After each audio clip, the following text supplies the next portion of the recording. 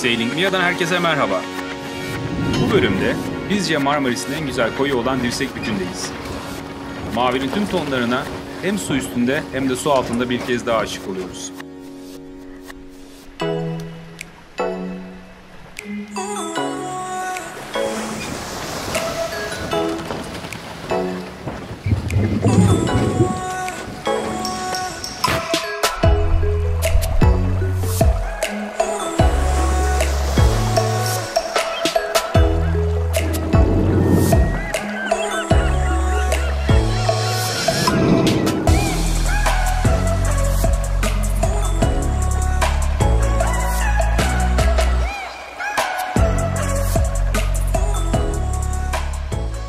Evet dostlar, Dirsekbükü'nden hepinize merhaba. Hisar önünde keyifli bir yelken turundan sonra Dirsekbükü'ndeyiz. Dirsekbükü'ne gelirken artık sezon sonu olduğu için gulet turizmi azalmıştır. Tekne sahipleri yavaş yavaş şehirlerine döndüler. Derken sezonu aratmayan bir Dirsekbükü ile karşılaştık. Çok kabaca şöyle bir tekne sayısına baktım. 50'nin üzerinde tekne var. İnanılmaz bir durum söz konusu. Bugün de sanıyorum guletlerin günü bugün burada. En azından şu an için çok sessiz. Denizde bir kirlilik belirtisi yok. Çok sevdiğimiz Dirsekbükü'nün bu inanılmaz güzel renkli denizi keyifli gözüküyor. Bıraktığımız gibi. Yarın bir dalış yapmayı düşünüyorum. Tekne altına da bakacağım. Bakalım su altı ne durumda? Bu kadar yoğun geçen bir sezonun sonunda Dirsekbükü'nde su altı yaşamı ne halde, onu da sizle paylaşırım. Şimdi güzel bir akşam yemeği için hazırlıklarımızı yapacağız. Dirsekbükü'nden görüşmek üzere.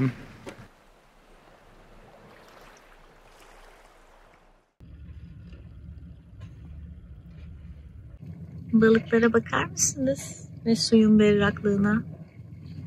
Altımız sanıyorum 6 metre civarında.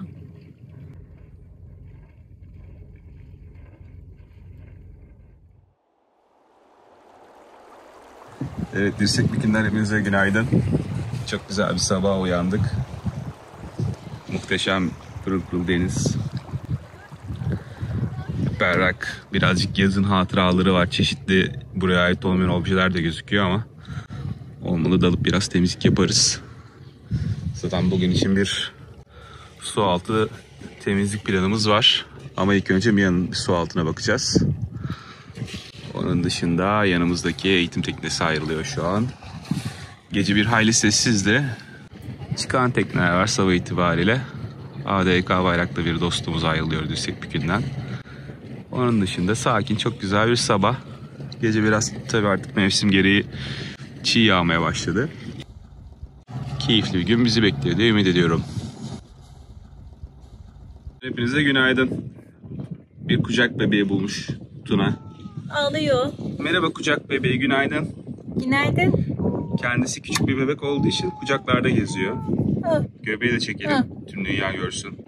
Anlat annesi göbeğinin öyküsünü. Ultrason oldu Mia. Yaş gereği iç organlarına bakıldı. Göbeğini tıraş ettiler. Tüyleri bir daha çıkmadı. Tamam. Göbek gel kaldı. Evet, herkese merhaba. Daha önce böyle bir şey görmeyenler şu an ne yaptığımı merak edebilir. Şimdi Airbody adı verilen bu sistemle tekne altına temizlik yapmaya gidiyorum. Hazır Dirsekbükü'nün pırıl pırıl suları varken teknemizin altına yer alan kapır kotunun üzerinde oluşmaya başlayan her şey varsa, hafif bir jel tabaka varsa bunu basit bir temizlik süngeriyle temizleyeceğim.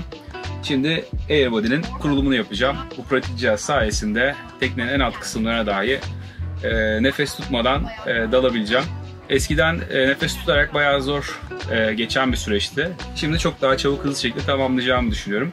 Su altından görüşmek üzere.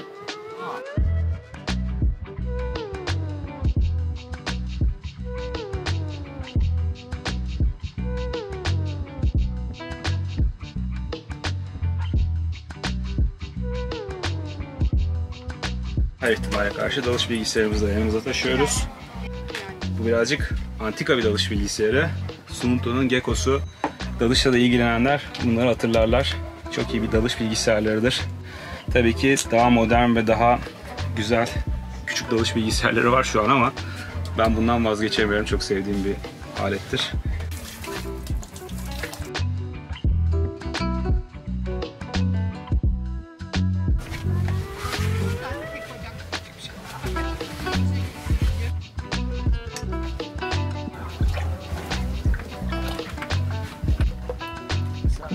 Geri düzelteceğim sonra. Tamam.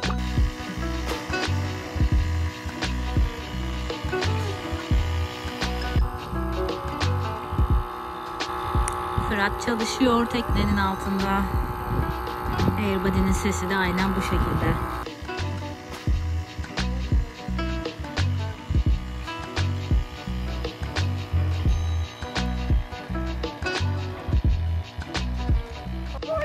Evet, dalışımızı tamamladık. Güzel bir dalış oldu. Teknemizin altını tertemiz yaptık. Kontrollerimizi yaptık. Su altına fazla bakma şansım olmadı dalış süresince. Bakalım belki yarın beraber Tuna'yla bir keyif dalışı da yaparız. Şimdilik böyle. Kaporkotumuz nasıl? Çok güzel, tertemiz. Çok az bir şeyle, süngerle silerek üzerinde oluşan ince tabakayı temizledim.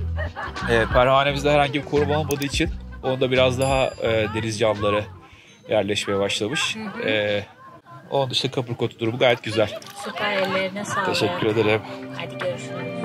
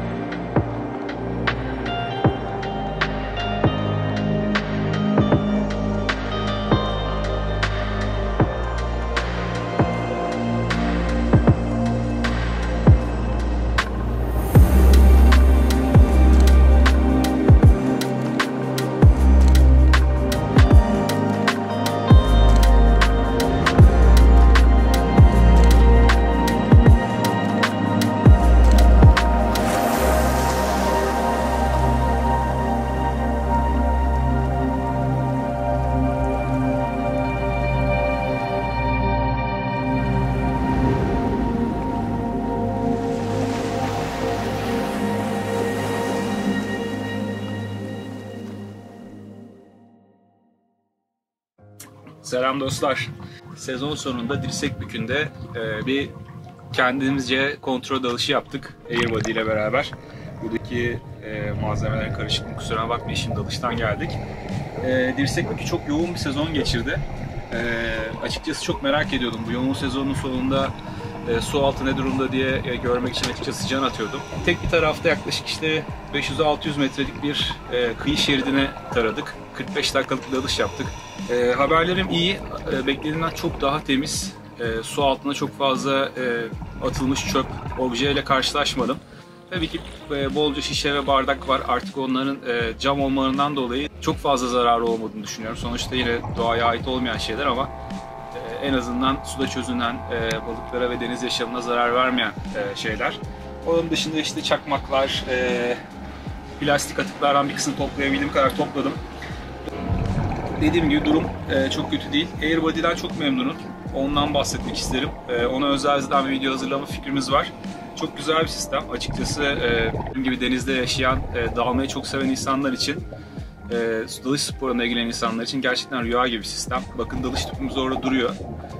Aslında bugün bir scuba dalışı yapmayı planlıyordum ben. Bu sezon scuba dalışı yapma fırsatımız olmamıştı. Ben de tüpümüzü depomuzdan çıkardım. Fakat şöyle bir sorun ortaya çıktı. Tüpümüz havasını kaçırmış. Herhalde vanasında bir sorun var. O yüzden bizi yarı yolda bıraktı. Scuba ekipmanımız orada şu an boynu bükülüyor.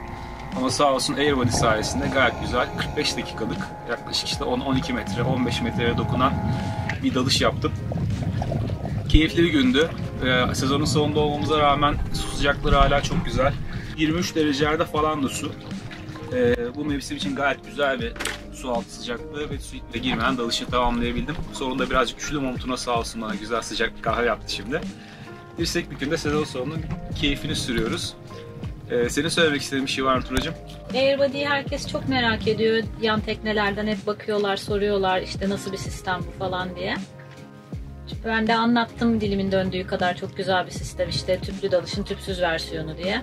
Evet, bundan Airbody bayrağımızı da sallayalım. Evet. Airbody'yi çok seviyoruz. Aynen. Akın Bey'e de Türkiye'ye bu ürünü getirdiği için buradan tekrar teşekkür ederim. Bu videonun altına da bir yerlere linkini bırakırız. Bu sistemle ilgileniyorsanız kendisinden bilgi alabilirsiniz. Ayrıca Instagram'da Airbody Türkiye'nin güzel bir hesabı var. Oradan da bilgi alabilirsiniz. Bize Airbody ile ilgili sormak istediğiniz sorular olursa da yorumlar bölümünden sorularınızı cevaplamaya çalışırım. Kullandıkça daha çok sevdiğimiz bir sistem. Detaylı bir videoda hazırlama şeyimiz var, niyetimiz var. Şimdilik böyle olsun. Dirsekbükü'nden sevgiler.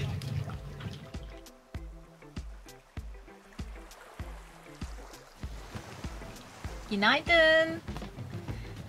Dirsekbükü'ndeki son günümüz. Birazdan demir alacağız buradan. Ayrılıyoruz. Dirsekbükü inanılmaz güzeldi. Şu an Ekim ortası sayılır. Sezon artık bitti. Çok az tekne kalmış. Buraların keyfini biz çıkarıyoruz. Daha da çıkarmaya devam edeceğiz gibi gözüküyor. Şimdi kıçtan kara halatlarımızı toparlayalım ve devirimizi alalım. Evet. Nasıl yapacağız bu işi kaptan? Yöntem nedir? Bugün Dirsekbükü için çok lüks bir gün. Normalde burada birincisi ilerleyen saatler çok kuvvetli bir yan rüzgar olur. İkincisi bu yan rüzgarın üzerine çok yakın demirlemiş tekneler olur. O yüzden özellikle deneyimsiz kaptanların ve zamanla tabii ki bizim de acemilik yıllarımızda olduğu gibi çok zorluk çektiği bir yer değil mi burası? Evet. Yani rüzgarda ilk önce rüzgar altı halatımızı atacağız. Evet. Şimdi bazı izleyicilerimiz kızıyor. Çok temel bilgiler vermekle uğraşmayın. İşte bahsetmeyeyim bunlardan diyor. Bazı takipçilerimiz de diyor ki denizcilik konusunda çok güzel temel şeyler öğreniyoruz. Evet. Ben birazcık ufak ufak bahsetme taraftarıyım. Bilenler kusura bakmasınlar. Şimdi hafif bir yan rüzgar olduğu zaman ilk önce rüzgar üstü dediğimiz halatımız, yani rüzgar tarafındaki değil de rüzgar altındaki halatımızı atarak başlıyoruz ki halatın zaten bir işlevi olmuyor genelde rüzgar altında olduğu için. Şimdi motorumuzu çalıştıracağız. Ben halatları çözmeye gideceğim. Hadi o zaman bas bakalım kontağa kaptan.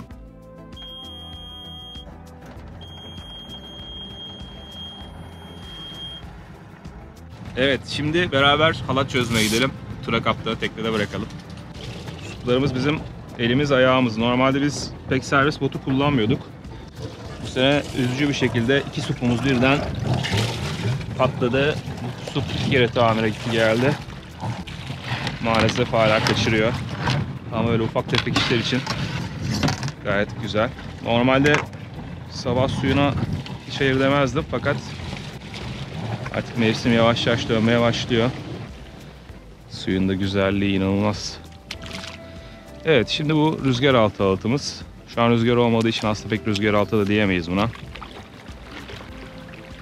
Ama üzerinde azıcık olan halat diye bunu tercih ettim. Şimdi bu halatımızı kayaya, perlon dediğimiz bu kalın ve yassı şeyle bağlamıştık. Çünkü normal halatımızı eğer buraya bağlarsak halatımız zarar görecektir. Şimdi kaptanımıza işaret verelim. Bu bizim halatı boşluğa işaretimiz. Halatı boşlamazsa buradaki izbarçayı çözme imkanım yok. İzbarça düğümü olduğu için bakın buradaki bedenden gelen kısmı gevşettiğim anda üzerinde günlerdir yük olan bu halat bu arada kusura bakmayın. Demin geçen botun dalgası geldi. Supumuzu bir kez daha patlatmayalım. Evet, bu halatımız artık boşa çıktı. Kaptana bunu gönderebiliriz. Toplayabilirsin kaptana işareti yapalım ve gönderelim. Ve perlonumuzu alalım. Yanımıza dev bir motor yat geliyormuş kaçmak için. Doğru zaman seçmişiz haberimiz olmadan. Şimdi diğer halatımıza doğru gideceğiz. Tonistan'dayız değil mi kaptan? Tonistan? Tamam. Şimdi quick line'ımızı boşlamaya gidiyorum kaptan.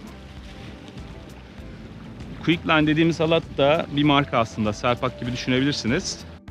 Ultra firmasının bir ürünü. Bu da yassı bir halat. Çok az yer kaplıyor ve kendi makarası var.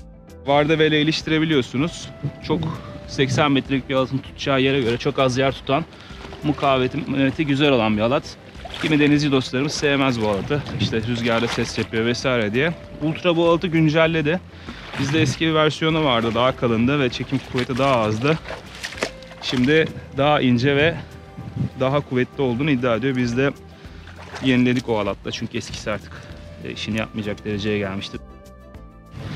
Burada da gördüğünüz gibi bir zincir kullandık. Yine o quick line halatımız kayalar tarafından parçalanmasın diye zinciri kullanıyoruz. Zincirin pek parçalanma ihtimali yok.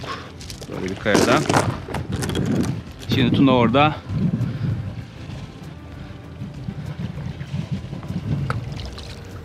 rahat bir şekilde o makara sisteminde bütün halatı topladı. Şu an teknemiz Tonistan'da. Olduğu yerde durma eğiliminde geriye doğru. Yine yapılan sık sık gördüğüm hata teknenin Tonistan'a alınmaması. Tekne Tonistan'a alınınca burada alargaya dönmüş oluyor ama Tonistan'ı tutarsanız şu an demirden bu tarafa doğru rüzgarda olmadığı için neredeyse bağlamış gibi duruyor. Yeni bir kaptansanız teknenizi Tonistan'da tutmayı yanaşmalarda, halat bağlamalarda ihmal etmeyin. İlk yıllarda yapılan hataların başında bu geliyor. Şimdi demirimize gidelim. Turun da hatırlattığı gibi bosamız var. Biz ama demirimizi hep önden alıp attığımız için bosamızı unutma riskimiz neredeyse yok. Evet, daha önceki bölümlerden bahsetmiştim. Bosa bizim zincirdeki yükümüzü ırgattan alan bir sistem. Kaptana işaret yapalım. Boşta gaz ver diyelim. Ki yüklenmeyelim akülerimize. Evet, şimdi bosamız bu titreşimlerle zaten genelde çıkar. Bugün çıkmadı. Şu ağza biraz yaklaştırıp tekrar iki işaret yaptım. Tekneyi boşaldık. Boşu boşuna teknenin bağırmasına gerek yok. Şimdi bosamızı teknemize alalım. Bu kadar. Şimdi demir almaya başlayacağız. Kaptana işaretimizi yapalım. 2'de yani boşta gaz ver. Amacımız neydi? Akülerimizin yorulmaması. Demir almaya başlıyoruz.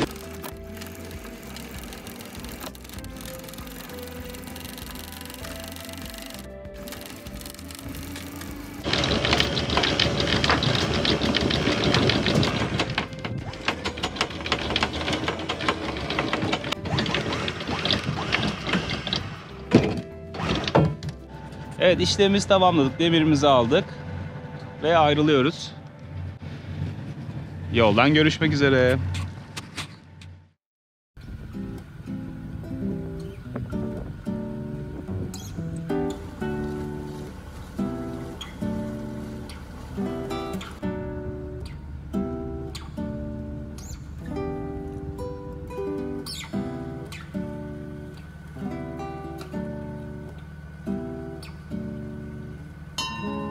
döndük. Şimdi komşularımızla güzel bir yemek yiyeceğiz. Fakat yağmur sonrası hava çok güzel oldu. Sizle onu paylaşmak istiyorum. Çok güzel, bulutlara baksana ya. Evet, şu an kamerada gördüğüm bu ama aslında birazcık daha güzel. Yağmur sonrası başka bir güzelliğe kavuşmuş.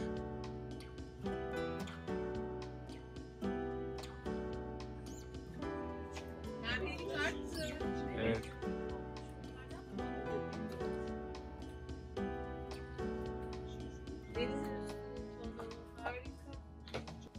Aniden gelen yağmur ve fırtına sebebiyle Zakkum'da toplanma kararı aldık. Tamamen spontane.